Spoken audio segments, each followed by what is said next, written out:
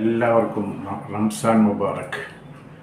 ഇന്ന് നമ്മൾ ഡിസ്കസ് ചെയ്യുന്നത് നോൽമ്പെടുക്കുന്നതിൻ്റെ മുന്നോടിയായി അത്താഴം എന്ന് പറയുന്ന ഒരു ഭക്ഷണ രീതിയുണ്ടല്ലോ.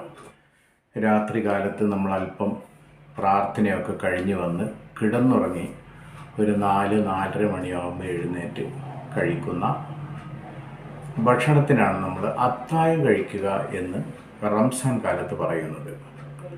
നമുക്കറിയാം, അത്താഴത്തിന് ഏറ്റവും നല്ല ഭക്ഷണം ഏതാണ്? ഒത്തിരി ആളുകൾ ചോദിക്കുന്ന ഒരു സംശയമാണ്. അധികം ആളുകളും അത്താഴ ഭക്ഷണമായിട്ട് ഉപയോഗിക്കുന്നത് അരിഭക്ഷണമാണ്. എന്നാൽ ഇതൊരിക്കലും വ്രതമെടുക്കുന്ന നോൽമ്പെടുക്കുന്ന ആളുകളെ സംബന്ധിച്ചിടത്തോളം നല്ലതല്ല. എന്തുകൊണ്ട്? അരിഭക്ഷണം കൂടുതലായി നാം അകത്തേക്ക് ഡിപ്പോസിറ്റ് ചെയ്യുമ്പോൾ ഗ്ലൂക്കോസിൻ്റെ അളവ് രക്തത്തിൽ സാരമായി വർദ്ധിക്കുന്നു. ഗ്ലൂക്കോസിൻ്റെ അളവ് സാരമായി വർദ്ധിക്കുമ്പോൾ ശരീരം കൂടുതൽ ഇൻസുലിൻ ഉൽപ്പാദിപ്പിക്കേണ്ടതായിട്ട് വരുന്നു. ഈ അരിഭക്ഷണം കൂടുതലായിട്ടും ഉപയോഗിക്കുന്നതെന്ന് പറഞ്ഞാൽ നമ്മുടെ കേരള സ്റ്റേറ്റിൽ മാത്രമേ ഉള്ളൂ. കേരള സ്റ്റേറ്റിൽ നിന്ന് നമ്മളങ്ങ് മാറിയാൽ പിന്നെ അരിഭക്ഷണം എന്ന് പറയുന്ന പതിവ് അധികം ആളുകളിലും കാണുന്നില്ല. എന്നാൽ പിന്നെ അരിഭക്ഷണത്തിന് പകരം നമുക്ക് എന്താണ് ഏറ്റവും കഴിക്കാനായിട്ട് നല്ലത്? നമുക്കറിയാം, നമ്മുടെ നാട്ടിൽ ഏറ്റവും കൂടുതൽ കൃഷി ചെയ്യപ്പെടുന്ന ഒരു ഫ്രൂട്ട്സ് ഇനത്തിൽപ്പെടുന്നതാണ് ബനാന അഥവാ നേന്ത്രപ്പഴം. നേന്ത്രപ്പഴം അത്താഴത്തിന് അരിക്ക് പകരമായി ഉപയോഗിക്കാൻ ഏറ്റവും നല്ല ഒരു പഴവർഗ്ഗമാണ്.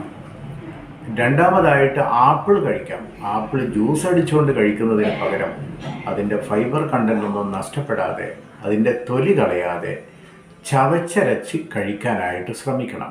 ഫ്രൂട്ട്സ് ഇനത്തിലേക്ക് വരുമ്പോൾ ധാരാളമായി നമ്മുടെ നാട്ടിൽ കിട്ടുന്ന മറ്റൊരു പഴവർഗ്ഗമാണ് തണ്ണിമത്തൻ എന്ന് പറയുന്നത്. ഇതും അത്താഴത്തിന് ഏറ്റവും നല്ലതാണ്. കുക്കമ്പർ, സലാഡ് ഐറ്റംസ് രാത്രി അത്താഴം എന്ത് കഴിക്കുകയാണെങ്കിലും അതിനകത്ത് ഉൾപ്പെടുത്താനായിട്ട് ശ്രമിക്കുക. ഇനി ഫ്രൂട്ട്സ് ഒന്നും വേണ്ട, നട്ട്സ് ഐറ്റംസിലേക്ക് വരാമെന്നുണ്ടെങ്കിലോ വാൽനട്ട് കഴിക്കാം, പിസ്ത കഴിക്കാം, ബദാം കഴിക്കാം. കൂട്ടത്തിൽ പയർവർഗ്ഗങ്ങൾ ഉൾപ്പെടുത്താനായിട്ട് അത്താഴത്തിൻ്റെ ഭക്ഷണത്തിൽ ഉൾപ്പെടുത്താനായിട്ട് പ്രത്യേകമായി ഒന്ന് ശ്രദ്ധിക്കുക. അതുമല്ലെങ്കിൽ നമ്മുടെ വീട്ടിൽ ഇതൊന്നും ഇല്ല എന്ന് വിചാരിക്കുക. അങ്ങനെയാണെന്നുണ്ടെങ്കിൽ ഈത്തപ്പഴം അല്ലെങ്കിൽ കാരക്ക ഇങ്ങനെയുള്ള ഭക്ഷണം നാം അത്താഴത്തിന് പതിവാക്കിയാൽ ക്ഷീണം വളരെ കുറയുകയും വളരെ എനർജിയോടുകൂടി ഒരു പ്രയാസവുമില്ലാതെ 30 ദിവസം നോൻപെടുക്കാനായിട്ട് ഏതൊരു വ്യക്തിക്കും സാധിക്കും എന്നുള്ളതാണ്. അധികം ആളുകളും റംസാനിൽ അത്താഴ ഭക്ഷണം കഴിഞ്ഞാൽ ചെറിയൊരു പരിപാടി ചെയ്യുന്നുണ്ട്. എന്താണെന്നറിയോ? കോഫി കുടിക്കുക, കാപ്പി, അതല്ലെങ്കിൽ ചായ 2-3 ഗ്ലാസ് കുടിക്കുക. ഇത് പരിപൂർണമായും ഒഴിവാക്കേണ്ടതാണ്. രണ്ടാമതായിട്ട് നമ്മൾ ഒഴിവാക്കേണ്ട ഒരു കാര്യമാണ് അത്താഴ ഭക്ഷണം കഴിഞ്ഞാൽ ഇവയിലേതുമാവട്ടെ വീണ്ടും നാം കിടന്നുറങ്ങാനായിട്ട് പോവുക. അത്താഴ ഭക്ഷണം കഴിഞ്ഞ് ഉടൻ തന്നെ കിടന്നുറങ്ങാനായിട്ട് നാം ഒരിക്കലും ശ്രമിക്കരുത്. മൂന്നാമതായിട്ട് അത്താഴ ഭക്ഷണം കഴിക്കുമ്പോൾ നാം ശ്രദ്ധിക്കേണ്ട ഒരു കാര്യം എന്ന് പറയുന്നത് ഹെവി ആയിട്ട് ഭക്ഷണം ഒരിക്കലും കഴിക്കരുത്. വയറ് നിറച്ച് ഭക്ഷണം കഴിക്കാൻ പാടില്ല. ഇത് ഒരുപാട് ക്ഷീണവും നമുക്ക് ശരീരത്തിന് പ്രയാസവും ഉണ്ടാക്കുന്നതാണ്.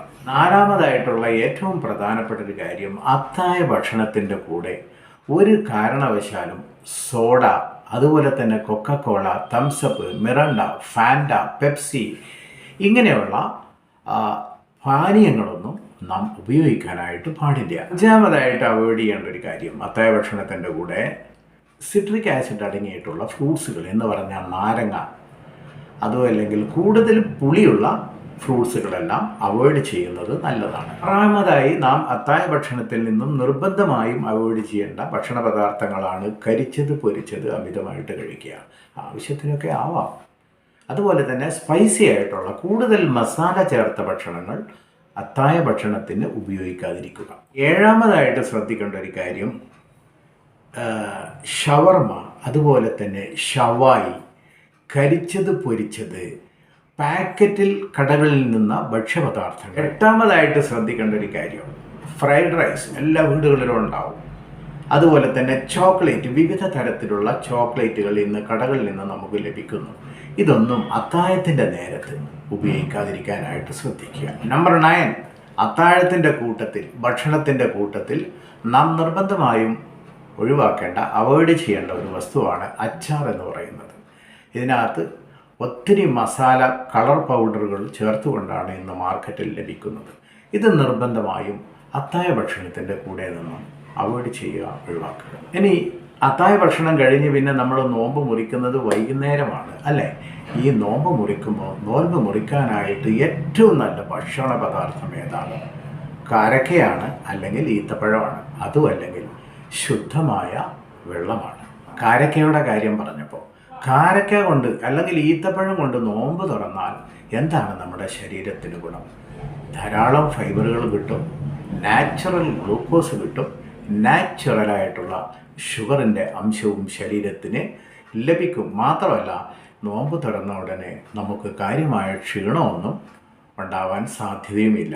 ഇത്തരം കാര്യങ്ങളൊക്കെ ശ്രദ്ധിച്ച് റംസാനിലെ അത്താഴവും നോമ്പ് തുറയും ഒക്കെ മുന്നോട്ട് കൊണ്ടുപോകാനായിട്ട് നമുക്ക് സാധിക്കട്ടെ. റംസാൻ മുബാറക്.